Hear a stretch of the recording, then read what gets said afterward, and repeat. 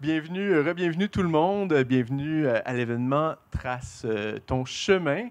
Vous pouvez écouter les discussions qu'on a ici en podcast et en vidéo qui vont être diffusées au courant de la semaine prochaine sur le site trace-ton-chemin.com. Et là, la discussion qu'on a, c'est l'économie circulaire. Et là, je ne me rappelle plus de mon titre. C'était lorsque le déchet des uns devient le modèle d'affaires des autres. C'est exactement ça? Bonne mémoire. Et pour en parler, j'ai deux entrepreneurs qui sont peut-être un peu plus calés que moi pour en parler. J'ai Anne-Marie Laflamme de la compagnie Atelier B qui fait de la conception de vêtements. Et Lisiane Maheu-Roy, ou Roy-Maheu, je ne me rappelle pas. Roy-Maheu, de Blanc de Gris, qui fait des champignons, qui fait pousser des champignons. Et, ben, une après l'autre, je vais vous demander de m'expliquer un peu c'est quoi votre entreprise, puis dans un deuxième temps, en quoi que vous faites de l'économie circulaire, peut-être. Ou qu'est-ce que ça représente pour vous, ce terme-là, là-dedans. Je ne sais pas, est-ce qu'il y en a une de vous deux qui veut commencer avec ça? Ils se regardent. D'accord. Alors, moi, je suis cofondatrice de l'entreprise Blanc de Gris Champignons Frais. J'ai une cofondatrice avec moi, Dominique Lynch-Gauthier. C'est elle qui a eu cette super idée de démarrer ça. Ça fait 7 ans qu'on est en affaires. Et on produit des champignons en ville. Donc, on produit des pleurotes en ville, dans un local avec des serres à l'intérieur. Et la particularité qu'on a, c'est d'utiliser des résidus de d'autres entreprises, c'est-à-dire on utilise principalement 3 intrants qui sont les drèches de brasserie. Donc, la drèche, c'est le grain qui sert à faire la bière. Donc, les brasseurs, ils vont utiliser le grain, ils vont le faire bouillir et par la suite, ils vont jeter ce grain-là pour garder l'eau et en faire de la bière. Mais le grain, il est très bon, il est très frais. C'est juste un peu comme du gruau, là, du grain qui a bouilli. Donc, nous, on le récupère chaud, frais, sur place. On l'apporte à la ferme et on va le mettre dans notre mélange pour faire pousser des champignons. On utilise aussi la pellicule argentée. C'est la petite pellicule autour du grain de café. Ça tombe quand le café se fait torréfier. Donc, c'est un autre de nos intrants, le résidu des torréfacteurs. Et on utilise le résidu de bois de Castella, qui est une compagnie qui fait des meubles en bois franc. Et eux, nécessairement, ont de la sciure de bois qui résulte de ça. Donc, on récupère ça aussi. Et avec ces 3 beaux intrants-là, on les mélange, on les pasteurise et par la suite, on va les inoculer avec du mycélium de champignons, la racine, si on veut, de champignons. Et puis, on met ça dans des seaux percés. Et là, ça sort par les trous. Et puis, on a des beaux champignons qui sortent de ce mélange-là, qui ont un goût différent, qui vont être plus goûteux, plus charnus. Et c'est ça. Dans le fond, on utilise les déchets de ces 3 types d'entreprises-là pour produire de la nourriture en ville. Est-ce que tu voudrais me dire pourquoi ces résidus-là en particulier? Est-ce que ça aurait pu être n'importe quoi ou vous avez choisi ces résidus-là parce que il y avait des saveurs particulières qui ramenaient dans ce que vous vouliez donner comme produit? On ne goûte pas tant la saveur, c'est que c'est des intrants qui vont bien se faire transformer par le champignon. Donc, au début, on utilisait le marc de café, la petite capsule de café là, quand vous jetez votre café, le résidu.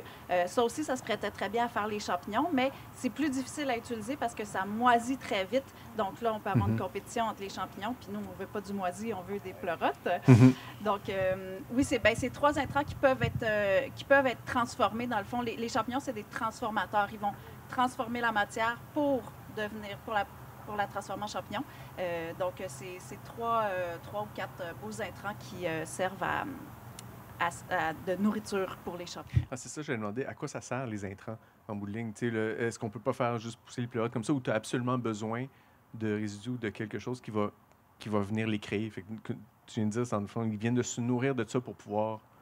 Oui, c'est ça. Dans la forêt, dans le fond, les champignons, eux, ils ont tout un réseau mycéliaire dans la terre. Ils vont transformer le bois mort. C'est pour ça qu'on en voit souvent pousser sur les arbres par terre. Donc, le pleurote particulièrement, il aime beaucoup les bois francs. Donc, il va s'installer dans du bois franc qui est mort, puis il va devenir un champignon. Puis, au bois, en ajoutant la drèche et la pellicule de café, on vient jouer avec un ratio carbone-azote. Donc, le bois étant du carbone et la drèche étant de l'azote, on peut mélanger ces intrants-là à un certain niveau pour que ça produise des champignons. On ne pourrait pas le faire comme juste sur la drèche, ce serait trop d'azote, trop acide là, pour ça, mais avec un mix avec le bois puis la pellicule, ça peut donner des champignons. Puis qu'est-ce que vous faites avec ces champignons-là? Fait que là, vous avez plein de beaux champignons et des bons champignons. Oui. Qui les mange? C'est principalement les restaurateurs. Donc, nous, on avait basé notre modèle d'affaires sur les restaurateurs parce qu'ils achètent des bonnes quantités. Avec le COVID, qu'est-ce qui est arrivé quand les restaurants ont tous fermé? Bien là, on s'est dit, bon, c'est pas une super bonne idée d'avoir juste un marché. On s'est tourné un peu plus vers les particuliers. On essaie de vendre directement aux gens ou de rentrer dans les boutiques. Et même, on a commencé à faire de la transformation parce que, c'est ça, on s'est retrouvé avec beaucoup de champignons. Oui, c'est ça. Puis comme transformation? Qu'est-ce que vous... Maintenant, on fait un jerky de pleurote. Donc, on marine nos champignons qui sont invendus. On les déshydrate, puis ça donne comme le jerk de bœuf, mais c'est végétarien. Donc, du jerk de champignons. Et on a Anne-Marie, toi, est-ce que tu vas me parler de ton entreprise? Puis en quoi vous faites de l'économie circulaire? On est complètement ailleurs. Nous, on est deux amis qui ont fondé Atelier B. On a commencé à travailler sur le projet en 2007-2008. On l'a mis sur le marché en 2009. Donc, ça explique les cheveux blancs. On fait des vêtements, donc pour hommes et femmes. On a acheté une ligne pour enfants aussi à nos collections en 2016. Donc, c'est des vêtements qui sont fabriqués au Québec, à Montréal, dans notre atelier ou dans des petits ateliers indépendants à moins de 5 km. Puis, on travaille avec des matières premières qui sont naturelles, donc principalement de la fibre cellulosique. Je le souligne parce que c'est important pour le processus d'économie circulaire qui s'en vient. Okay. Nous, notre modèle d'affaires n'était pas basé au départ sur l'économie circulaire. En 2009, je n'avais jamais entendu le mot économie circulaire. Je ne savais pas c'était quoi. On parlait à ce moment-là de vêtements éthiques, de vêtements... On commençait à utiliser le mot responsable. On parlait de mode verte. C'était plus un vocabulaire. Avec le temps, ça a évolué. Nous, on a fait beaucoup de recherches de notre côté parce qu'on est passionnés par l'impact environnemental des vêtements. Catherine et moi, donc ça s'est fait... Il y a un gros enjeu par rapport à ça, là, depuis longtemps. Je pense que ça se parle beaucoup là, de tout ça. Là, Puis c'était une réponse à quand on a commencé le projet, il y avait peu d'offres de vêtements éthiques, locaux et avec des fibres naturelles. L'offre était peut-être moins intéressante pour des gens qui s'intéressaient au design. Donc nous, on a essayé de combiner l'amour du design avec l'amour de l'environnement pour offrir un produit qui se différencie un peu. Puis avec le temps, bien, comme on voulait rester un peu à l'avant-garde de ce qui se faisait en termes d'environnement, bien, nos processus ont évolué. Puis nous, le plus gros défi qu'on avait, c'est la création de déchets dans une entreprise manufacturière. Notre matière première, c'est ce qui a le plus d'impact sur l'environnement pour nous parce qu'elle a utilisé les ressources de la terre, elle a été transportée, elle a demandé beaucoup d'énergie pour être filée, teinte ou tricotée. Puis, quand on utilise la matière, bien, les vêtements, c'est un peu comme des pièces de casse-tête qu'on place sur un rouleau de tissu. On avait beau optimiser notre façon d'utiliser la matière première, concevoir nos vêtements pour optimiser la matière, créer des petits produits pour utiliser les retailles, il restait quand même toujours entre 2 à 10 % de la matière première qui allait à l'enfouissement. Nous, on est reconnus pour notre utilisation des couleurs puis pour la qualité de nos matières. Fait qu'on voyait ces grands sacs chez notre coupeur remplis de belles matières colorées. Puis on se disait, ça peut pas devenir comme un pigment ou une nouvelle matière pour faire quelque chose d'autre. Donc, puis j'avais aussi parallèlement à ça une espèce d'obsession sur qu'est-ce qui arrivait avec nos vêtements en fin de vie. Ça faisait 12 ans ou 10 ans qu'on était en affaires. On a vendu des centaines et des centaines de vêtements par année. Où sont-ils? Qu'est-ce que les gens font avec? Est-ce qu'ils dorment dans le garde-robe? Est-ce qu'ils ont été mis aux poubelles?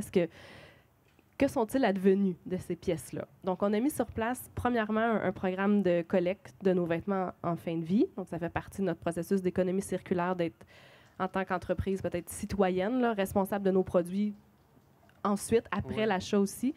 Donc, les clients peuvent nous les ramener, peu importe l'état dans lequel ils se trouvent. Et puis, c'est même d'un point de vue anthropologique, puis d'un point de vue de designer, c'est super intéressant de voir nos vêtements 10 ans plus tard. Là, la façon qu'ils ont usé, la façon qu'est-ce qui s'est passé. Oh, ça, c'était pas assez solide. OK. Ou, wow, tu l'as porté 500 fois. Je vois à travers le lin utilisé à la corde. C'est quand même fascinant. Puis oui, ça nous permet d'améliorer certains processus aussi, mais ça, on le faisait déjà parce qu'on offre la réparation à l'atelier, l'entretien. Fait qu'on avait déjà cette relation-là. Mais c'est rare que les clients nous les amènent sans nous raconter l'histoire. Hein. Ils nous racontent toujours, je l'ai tellement aimé, je l'ai mis au tel mariage, tel événement. Il représente beaucoup pour moi, puis je savais pas quoi faire avec, il me fait plus.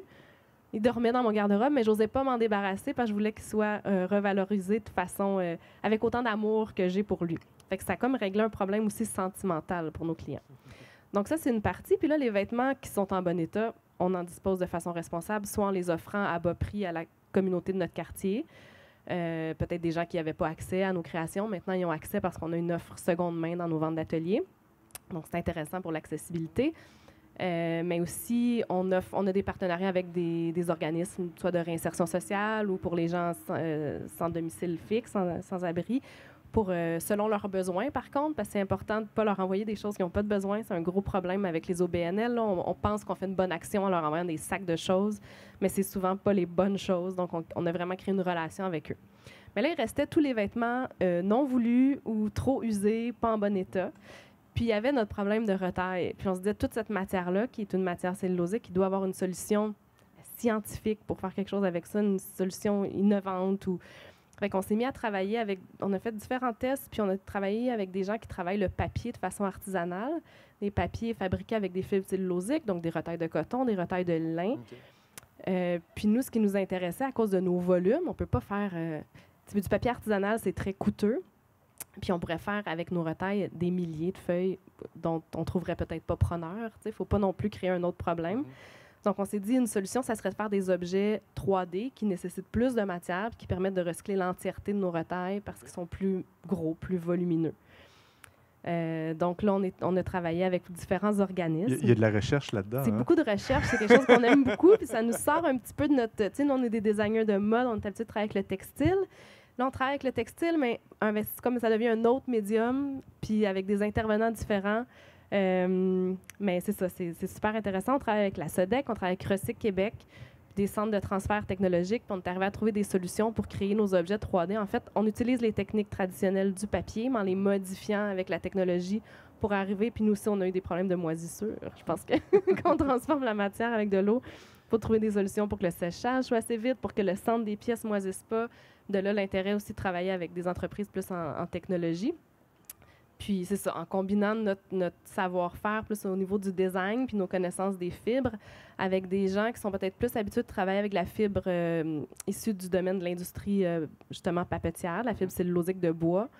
Mais on a mis nos connaissances ensemble puis pour arriver à faire ça. Puis là, on commence à commercialiser tranquillement des pièces au fur et à mesure qu'on développe des solutions pour arriver à avoir une production manufacturière complètement zéro déchet.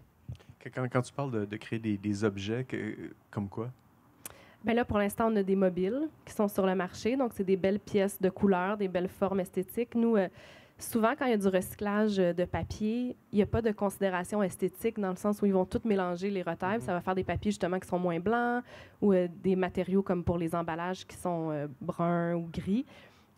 Comme si on mélange toutes les couleurs. Là, on le sait, nos enfants mélangent toute leur plasticine, ça devient gris-brun. C'est la même chose. Nous, on utilise vraiment la matière comme un pigment. Donc, on va mettre les rouges ensemble, les verts ensemble, les bleus, les jaunes, puis on arrive à créer des pâtes qui ont des propriétés esthétiques. Donc, on travaille sur un cintre. En ce moment, on trouvait l'image du cintre très symbolique. Donc, les retailles de vêtements vont servir à porter le vêtement lui-même.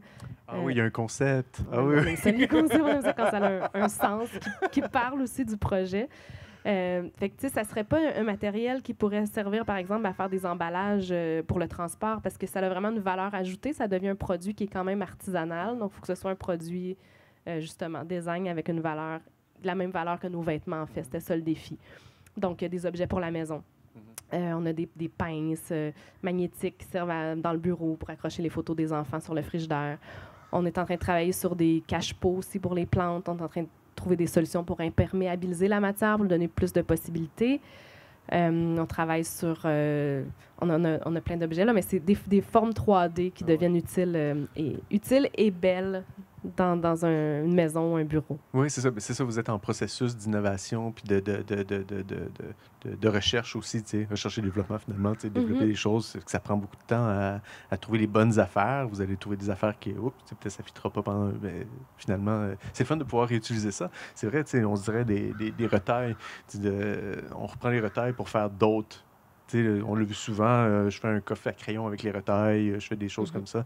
Mais de pouvoir le transformer en objet, c'est quand même un autre stade. Ça me fait penser, j'avais fait une entrevue, puis en revenant avec les résidus de brassage, j'avais fait des entrevues avec des personnes qui réutilisent ça aussi. Bon, tu sais, il y a eu, pendant longtemps, ils utilisaient l'adresse de drèche de microbrasserie pour faire des craquelins, des choses comme ça, tu sais. Puis moi, j'en ai goûté, puis c'est pas fameux, là. C'est pas fameux, des craquelins faits à base de ça. C'est sec, puis c'est pas de goût, puis tout ça. Mais il y en a d'autres qui réutilisent, ça s'appelle Boomerang, puis qui font de la farine avec. Fait qu'eux, ils font de la farine. Ils ont un processus de séchage, blablabla, tout ça, et ils vendent ça dans les boulangeries. Et là, les boulangeries, ben là, ils ont de la farine normale, mais ils rajoutent un petit peu de ça pour rajouter du goût. Puis là, ça rajoute des affaires. Fait que, tu sais, au-delà ben là, ils ont créé leur produit de transformation aussi, mais ils réutilisent ça, puis ils offrent le service d'aller chez les microbrasseries pour aller le chercher, puis ils se débarrassaient de ça, puis là, ils créent ça. Puis ils ont réussi à créer une sorte de demande à force de faire de la farine comme ça. C'est intéressant. Et l'autre compagnie qui réutilisait les résidus de microbrasserie, eux, ils s'en servent pour faire des cosmétiques.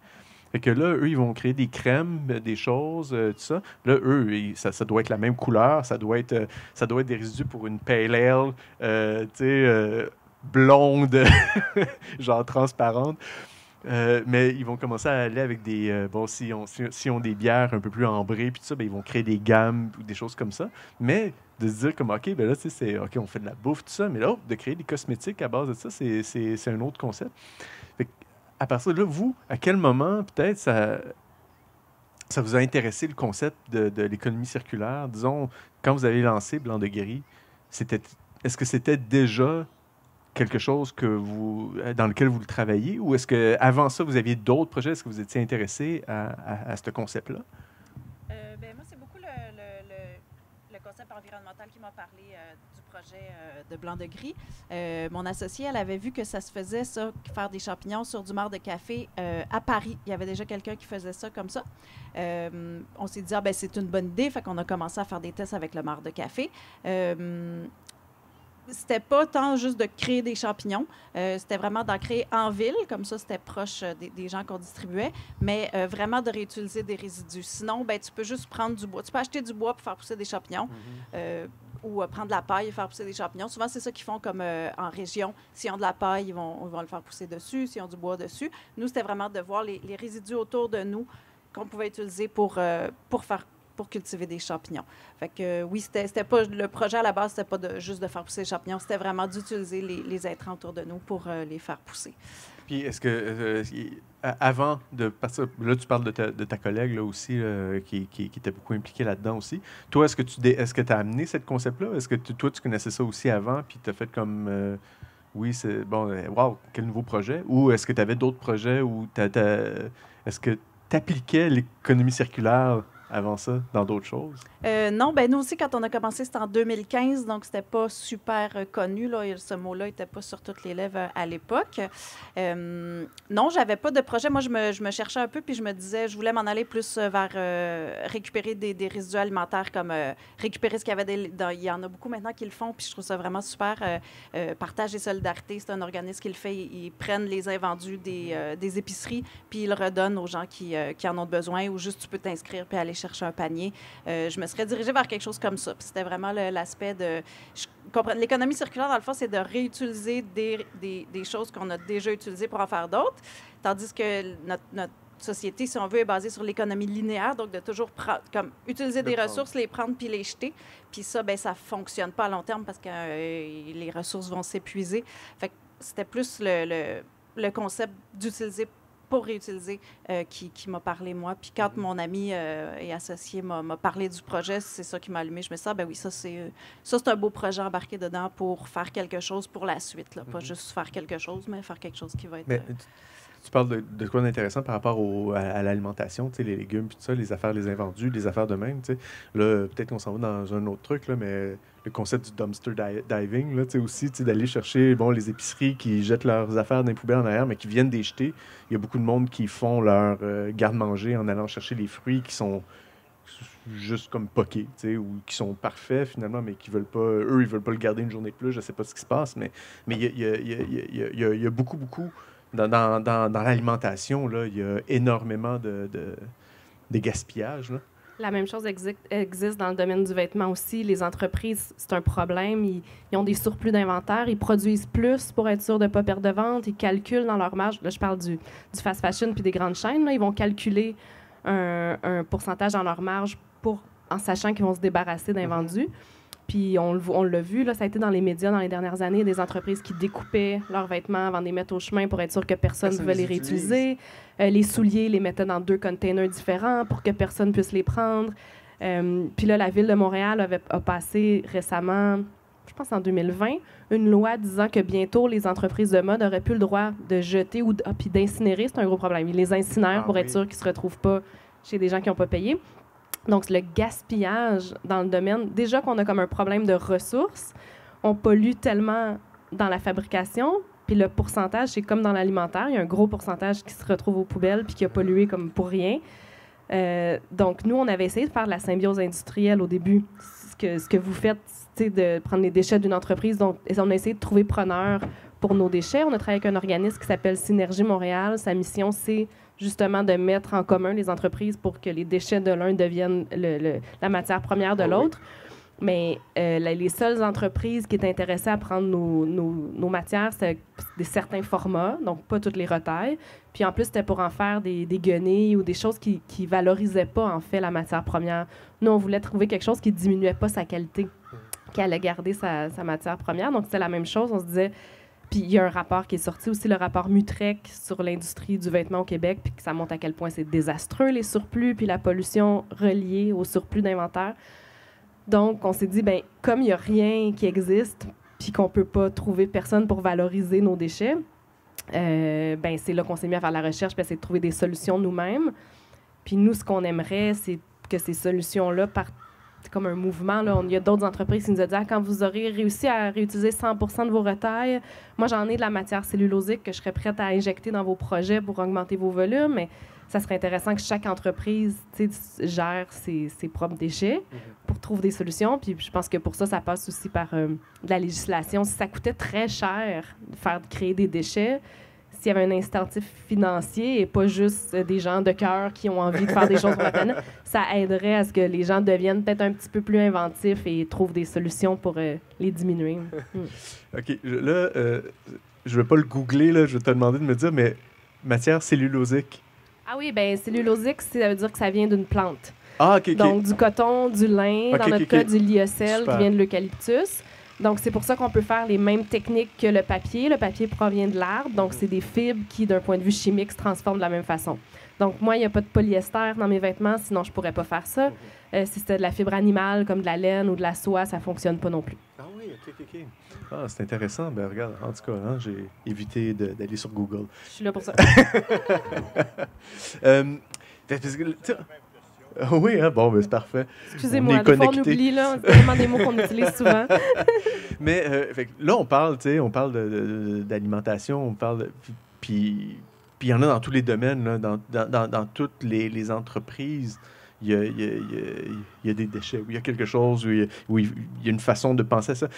Une des personnes que je voulais avoir, qui n'a pas pu venir, est un designer industriel, justement, qui pense des concepts d'objets, tout ça, avec le client, en s'assurant, justement, le côté de reprendre, puis...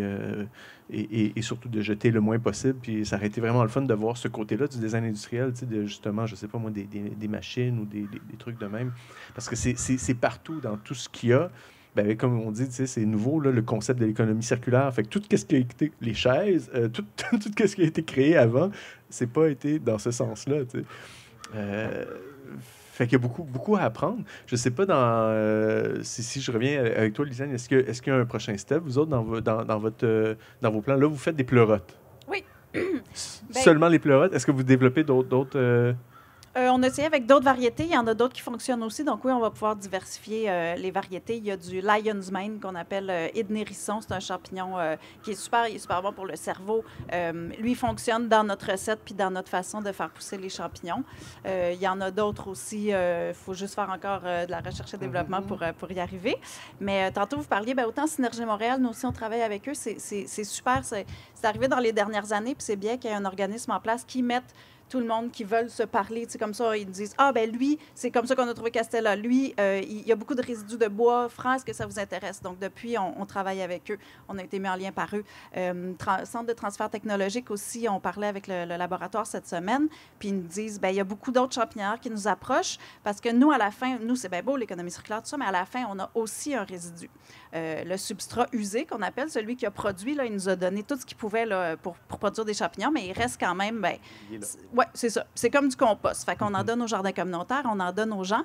Puis les autres champignonnières aussi, ils sont prêts avec ce problème-là. Ils se retrouvent avec des blocs qui produisent plus beaucoup, puis ils veulent faire quelque chose avec. Fait qu'on va pouvoir, en se mettant tous ensemble, comme tu disais, avoir plus de résidus, puis les transformer en quelque chose. Peut-être, tu sais, quand vous recevez un colis, puis qu'il y a du styromousse tout autour, on pourrait, avec le substrat usé, faire, tu sais, ça aurait été bien ton designer industriel aussi, voir les possibilités que lui verrait, faire les mouler, puis là, exemple, on approche Apple, puis ils pourraient mettre leur petit iPhone dans ça au lieu de faire un design en plastique, tu sais. Puis ça, ça va se biodégrader après. Donc, nous, on travaille beaucoup, vraiment, ça fait 7 ans que ça nous titille, puis on n'a jamais le temps, mais là, c'est vraiment de se poser pour faire quelque chose avec notre résidu, parce qu'on dit, on est en économie circulaire, oui, mais on génère quand même encore un certain déchet qu'on peut faire quelque chose avec. Il y a beaucoup de possibilités. Le labo nous le présentait justement cette semaine. Faire du biochar, qui peut devenir un bon amendement aussi pour les agriculteurs. Il y a plein d'autres choses à faire, fait que ça va être juste de se pencher, mettre quelqu'un responsable pour utiliser notre déchet là, de façon responsable, parce qu'il peut facilement retourner dans la boucle. Moi, j'en mettais dans mon jardin, puis ça vient aider la terre, ça vient donner... j'ai fait des tests sur des plants de tomates, puis tu sais, souvent, il y a comme du mildiou, une espèce de petit autre champignon qui s'installe sur les feuilles. Bien, nous, notre champignon, il vient le combattre. Tu sais, le restant de champignon dans le mélange, il vient le combattre, lui, fait qu'il n'y en avait pas dans mes plants de tomates à moi, parce que le pleurote avait comme annihilé le mildiou. Fait que, il peut avoir plein de bonnes propriétés pour la suite. Fait que c'est là-dessus qu'on travaille beaucoup, là, de plus générer de déchets, comme zéro déchet aussi, le devenir, puis utiliser ça. J'ai vu qu'en Europe, à quelque part, ils font même des cercueils avec du substrat usé. Ah oui. Puis c'est super intéressant parce que, dans le fond, ça va... ça va aider à dégrader. Le mycélium va venir tout dégrader, puis il n'y aura plus rien à la fin. Tout redevient des champignons. Oui, c'est ça, tu sais. Fait que il y a beaucoup de possibilités avec la suite. Puis c'est bien que les gens, de plus en plus, fassent les liens, puis qu'il y ait des organismes pour mettre ensemble, puis faire les liens, puis qu'on puisse se rassembler tout le monde. Parce que moi, j'en ai quand même du substrat usé, mais j'en ai pas des tonnes et des tonnes. Si on se met tous les producteurs ensemble, on va avoir des tonnes, puis on va pouvoir faire quelque chose d'utile avec. C'est une parenthèse, mais le champignon en tant que tel, c'est un monde hallucinant. Tout ce que c'est... Là, je ne veux pas plugger, là, mais il y a des affaires. Là, on peut regarder en streaming là, des émissions. Là. Je ne vais pas le nommer. Là, ça commence par un N, mais il y a une série sur les champignons et tout le monde autour de ça. Et qu'est-ce que c'est et tout ce que ça permet, puis tout ce qu'on ne connaît pas de ça. Mais en tout cas, c'est un monde hallucinant. Bien, c'est ça, on dit souvent, il y a comme 3 règnes. Il y a le règne animal, végétal, puis il y a le règne des champignons. Puis je pense que celui-là va nous survivre à tous longtemps, parce que les champignons, c'est vraiment un monde en soi. C'est hallucinant. On le connaît pas encore beaucoup, mais c'est vraiment très, très intéressant, effectivement, ce documentaire-là en particulier. Il y a Paul Stamets dedans, qui est comme nous, notre mentor, si tu veux. C'est vraiment une bonne référence, là. Tous ceux qui font des champignons, on a lu tous les livres. Puis c'est bien, il y a un bon partage de connaissances de sa part. Puis... il y a vraiment une suite aussi pour tout ça. C'est intéressant. C'est quoi la suite pour Atelier B? Là, tu m'as parlé de tes mobiles, tu sais, puis de... Oui, mais nous, on a encore beaucoup d'R&D. Je pense qu'on a pour 2-3 ans, avant, même possiblement plus, avant d'arriver au bout des recherches puis des solutions qu'on peut trouver. On fait beaucoup de sensibilisation auprès des autres entreprises de notre domaine aussi pour qu'ils aient conscience de leurs déchets puis qu'ils essaient d'embarquer un peu dans le mouvement pour résoudre ça. D'ailleurs, je sais qu'il y a des entreprises en Europe qui travaillent sur l'utilisation des champignons pour accélérer la biodégradation des fibres synthétiques. Super intéressant. On va travailler ensemble bientôt. Puis, sinon, ce qu'on fait, nous, en parallèle, c'est beaucoup d'éducation, là, comme d'être ici aujourd'hui. Oui, c'est ça. Dans nos cours, on enseigne, Catherine puis moi, on oblige nos étudiants à mesurer les déchets que leurs produits créent dans notre cours. Ça fait partie des documents qu'ils doivent nous remettre à la fin avec leur... Il y a une bibliographie, mais il y a aussi une étude des déchets créés, puis d'aller à la source, justement, des futurs designers. C'est notre façon à nous d'espérer que ce projet-là va faire des petits, puis va contribuer à sensibiliser au moins les entreprises, les futurs entrepreneurs. C'est ça, tu sais. Puis là, on parle d'entrepreneurs, puis tout ça. Bon, il y a aussi une sensibilisation auprès des consommateurs aussi. Là, on pourrait aller dans les mouvements zéro déchet ou dans les épiceries, justement, zéro déchet, où est-ce que c'est le moins ou pas du tout principalement d'emballage ou des choses en vrac, des choses comme ça, ou est-ce que c'est une façon, en tout cas, c'est pas tous les citoyens, c'est pas tout le monde qui sont prêts à faire ce move-là, d'aller commencer à faire leur épicerie dans ce genre d'épicerie-là, mais c'est quand même une avenue, c'est quand même quelque chose qui existe. C'est quoi les autres... les autres choses que les gens peuvent commencer à appliquer dans leur day-to-day, là, à part de consommer des vêtements d'Atelier B et de manger des champignons de blanc de gris? En général, ça serait de consommer mieux, là, d'acheter moins, mais d'acheter des choses pas issues du fast fashion ou pas issues d'entreprises qui polluent beaucoup. Ça serait comme la première étape.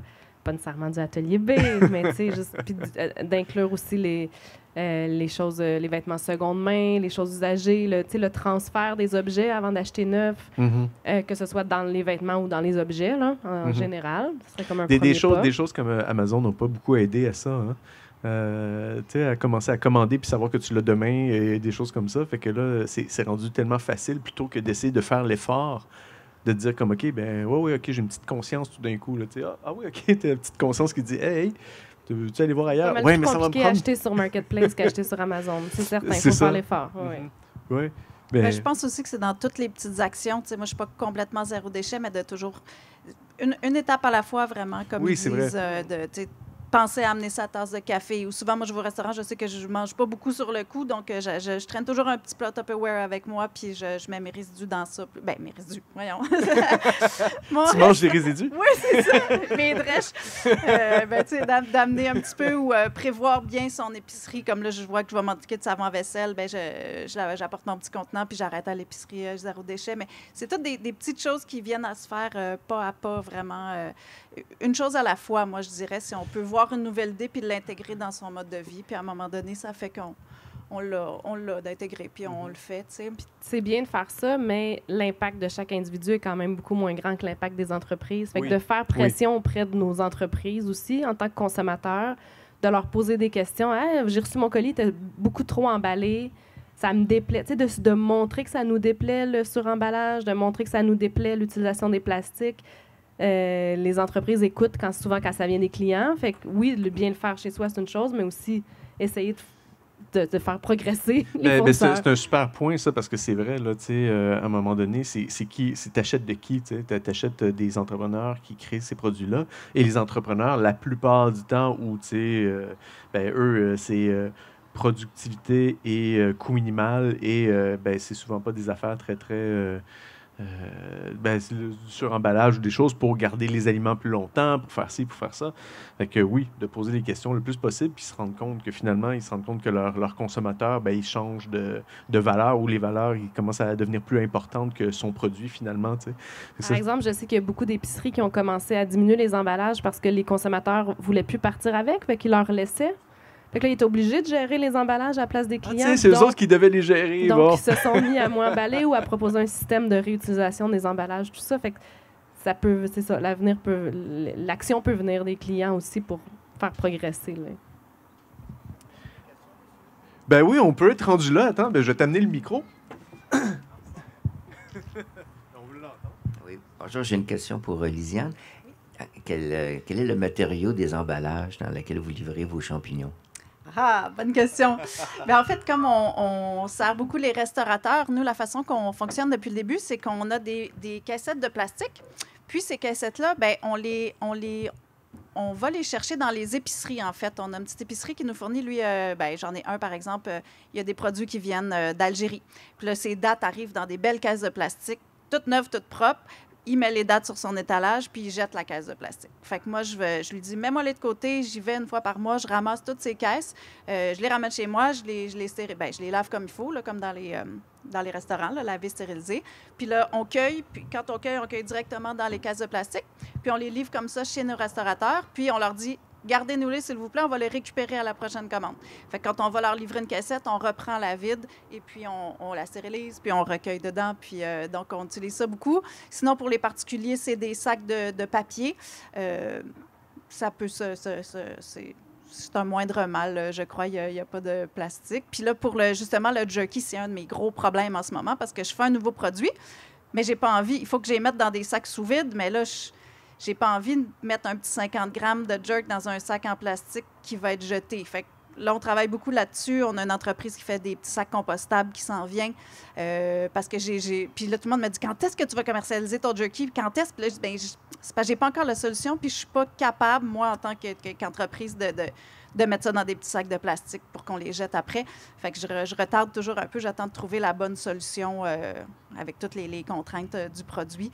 On essaie vraiment de pas créer plus de déchets là, que ça. Ou nos caisses de mycélium, on reçoit des boîtes de mycélium, je leur renvoie les boîtes pour qu'ils remettent les sacs dedans, donc essayer de réutiliser le plus possible. Ou les sacs de Castella, même chose, on vide la sciure, puis des fois, elle est brisée, on le répare, puis on leur renvoie le sac pour essayer de ne pas générer plus. Après, c'est sûr qu'une entreprise va nécessairement, on livre dans un camion, mais on essaie de jumeler des livraisons ensemble avec d'autres entreprises pour pas aller deux camions à la même place deux fois.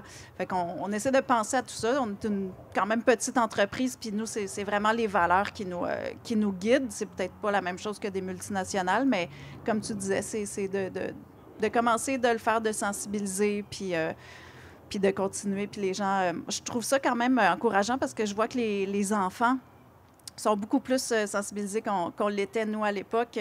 Puis ils disent, ben non, on va faire ça comme ça. Ou maman, t'as oublié tes sacs. Fait qu'ils ont déjà ça d'intégrer. On va à l'épicerie, puis j'oublie pas mes sacs, parce que ma fille me dit, ben non, tu vas pas prendre des sacs de plastique. Puis là, on a tout dans nos mains. On a oublié les sacs. Je trouve qu'ils sont de plus sensibilisés à tout ça, les jeunes de nos jours. Ils voient qu'on ne pourra pas continuer éternellement là, en produisant comme ça. Fait que je trouve que c'est quand même encourageant. La prochaine génération, ils ont des bonnes idées puis des bons réflexes pour que ça aille bien pour la suite. Je trouve ça le fun, la collaboration entre entreprises. C'est comme tu dis, de faire des livraisons en même temps. Dans une autre conversation que j'avais eue avec d'autres mondes, c'est ça, une entreprise qui va s'ouvrir en région à quelque part, puis là, ils ont leur modèle d'affaires, ils veulent faire leur truc. Bon, il n'y a personne d'autre qui le font, fait qu'ils sont contents, nanana. Puis, justement, je pense que c'est une microbrasserie, parce qu'on parle beaucoup de microbrasserie, là, mais... justement, je disais, OK, puis qu'est-ce que vous faites avec vos déchets? Ah, ben, tu sais, il y avait les fermiers. C'est beaucoup de fermiers, mais à un moment donné, tu sais, ils ne peuvent pas accepter tout. Puis en général, pour une entreprise qui s'en va s'installer ou qui s'ouvre, ça devrait faire partie de leur modèle d'affaires de voir qui est aussi dans le village ou dans la ville, puis de faire connaissance. Hey, moi, j'ouvre ma business, tu t'en vas t'installer en quelque part pour développer puis te faire des amis aussi, tu sais, dans un sens. Hey, de quoi vous avez besoin, vous autres? Puis de quoi? Puis de justement créer des... Ça doit être la coordination quand même de créer... dire comme on a un camion, on fait des livraisons, mais on s'arrange avec les autres. Il doit y avoir une certaine logistique qui doit se faire, mais il n'y a rien d'impossible. Là, mais... Oui, bien comme on est petit, ça marche bien. Nous, c'est ça, c'est en croisant... je croisais souvent sur mes livraisons un distributeur de pouces. Puis on se parlait, puis on se disait salut. Puis là, à un moment donné, il est venu me voir, puis il dit, ben écoute, je viens de m'acheter un camion réfrigéré et on se voit tout le temps sur nos livraisons. On est là en même temps, on a les mêmes clients. Veux-tu que je livre tes produits en même temps que les miens? Fait que là, oui, après, ça a été de la coordination, mais on développait beaucoup nos clients en même temps. Si moi, j'allais solliciter un client, ben je disais que je pouvais aussi en même temps y amener des pousses de l'entreprise aux plantes. Fait on attrapait un nouveau client, les deux. Fait qu'on allait livrer là ensemble. Des fois, c'était des petits détours d'aller faire ses clients, mes clients, mais comme on parlait de l'un à l'autre, ça nous aidait au final parce que souvent, lui, les restaurants dans lesquels il était, ben, je finissais par rentrer et vice-versa. Fait que c'est un petit peu plus de coordination, mais ça finit par rentrer dans dans la boucle, puis ça finit par se faire tout seul. C'est sûr qu'on n'est pas immense là, pour faire quelque chose comme ça, mais oui, où là, il y a une productrice de fraises qui va s'installer sur l'île, qui est venue me voir, puis on parle ensemble. Puis j'ai dit, je vais te présenter mes clients, on a pas mal beaux produits les deux, je vais t'amener les rencontrer, puis si tu veux, on pourra même amener tes fraises en même temps que nos champignons quand on aura les mêmes clients. Fait que ça se fait comme organiquement, là, si on peut dire. Ça finit par se faire tout seul. Là. Souvent, c'est des choses qui semblent ajouter des tâches sur la liste pour les membres de notre équipe ou pour nos fournisseurs, nos sous-traitants. Puis au début, ils sont comme « Ah, tu m'obliges à changer ma façon de faire », puis ça peut les déranger. Mais nous, on essaie toujours de transformer ça on leur amène des articles de journaux qui parlent de notre projet, de leur expliquer pourquoi on fait les choses différemment. Puis finalement, ils deviennent super fiers de faire partie de ça. Puis je sais qu'ils parlent de nous. Ça mobilise aussi les gens. Ça passe de « Ah, c'est compliqué » à « Ah, je suis fière d'en faire partie ». Fait que ça devient quelque chose de positif, puis finalement, qui leur demande pas grand-chose. C'est juste de changer un petit peu les habitudes. Là. C'est super intéressant. Mais merci beaucoup d'avoir discuté du sujet avec moi. Puis pour les gens qui sont là, peut-être qu'il y a-t-il d'autres questions ici dans la foule, ici, parler d'économie circulaire, des choses comme ça? Ah! Ma question, c'est pour Atelier B. Est-ce que vous travaillez avec du cuir végétal? Et qu'est-ce que tu penses du potentiel du cuir végétal pour remplacer le cuir animal? Bien, là, il y a deux choses. Là. Souvent, quand on parle de cuir végétal, c'est un cuir animal qui a été tanné avec des produits végétaux. Oui, ça, c'est super chouette. C'est ça. Ça, c'est le vrai cuir végétal. Qui est à partir de quoi? Okay. Parce qu'on ne l'a pas entendu dans Il y a plusieurs choses. Il y a le cuir qu'on appelle communément, il y a des gens qui disent que c'est du cuir végétal. Ils parlent de cuir tanné végétalement parce que le cuir est tanné avec du plomb. C'est super polluant, c'est super chimique, donc on peut le tanner avec des produits végétaux, c'est déjà moins pire. Le cuir de provenance végétale, ça, je trouve que c'est merveilleux, avec des pommes, des ananas principalement. On parle de cellulosique. Exactement. Il y a une entreprise ici au Québec qui est en train de faire de la R&D là-dessus, ça s'appelle Flora, F-L-A-U-R-A, sont super. Ah oui. Puis eux, ce qu'ils veulent, c'est justement remplacer tous les produits de provenance animale par ce cuir-là qui aurait des propriétés similaires, mais qui pourrait justement être utilisé en ayant en plus moins de pertes, parce qu'on sait que sur une peau, c'est une forme organique avec des qualités, des défauts. Donc souvent, en plus, il y a du gaspillage de matières premières en plus de sa provenance animale qui est problématique. Donc oui, le cuir végétal, le vrai, c'est merveilleux. Moi, là où j'ai un problème, c'est les gens qui disent qu'ils ont du cuir vegan, mais c'est du plastique. C'est fait à partir de polymères, à partir de pétrole, en fait. Puis là, ils disent « Ah, mon sac est éthique, c'est du cuir vegan, dans le sens qu'il n'y a pas d'animal, mais c'est du plastique. » Bien là, c'est remplacé un peu une pollution par une autre. Oui, c'est ça. Mais le cuir de provenance cellulosique, ça, là, je pense que c'est l'avenir. Je suis vraiment excitée par ces propriétés-là. Ouais. Cool. Mais merci, monsieur, pour les questions que vous avez depuis tantôt. C'est très intéressant. Donc, merci encore à vous deux. C'était vraiment plaisant et instructif de vous avoir ici. Puis, j'invite tout le monde si vous voulez réécouter cette entrevue-là, elle va être disponible en podcast sur le site. Et bonne journée. Merci de l'invitation. Merci d'être là. Merci pour votre écoute.